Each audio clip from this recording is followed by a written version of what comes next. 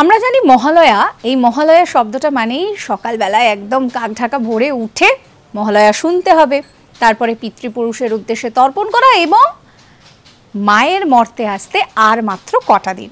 কিন্তু জানেন, পশ্চিম বর্ধমানে এমন একটা জায়গা রয়েছে যেখানে কিন্তু এই মহালয়ার দিন যেরকম দেবীকে আগমনের বার্তা জানানো হয়, ওই একই দিনে কিন্তু আবার বিষাদের সুরও বাজে। তার কারণ দেবী এখানে একদিনই পূজিত হয়। প্রায় 50 বছর ধরে এই পুজোর চল রয়েছে।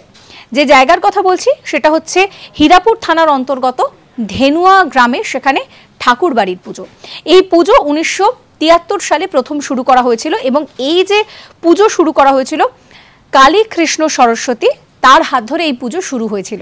এখানে দেবী কিন্তু একদিনই পূজিত হন, তার কারণ এখানে দেবী মহিষাসুরমর্দিনী নন, এখানে দেবী কিন্তু বলা হয় যে সিংহবাহিনী। এবং এখানে দেবী যখন আসেন তিনি কিন্তু তার ছেলে মেয়েকে নিয়ে আসেন না, জয়া এবং বিজয়া তার দুই সঙ্গিনীকে নিয়ে এখানে তিনি আসেন। এবং এইখানকার যে গ্রামের যারা মানুষজন তারা এই একটা দিনের জন্যই অপেক্ষা করে থাকেন। সাবস্ক্রাইব করবেন আজ তাক বাংলার ইউটিউব চ্যানেলকে।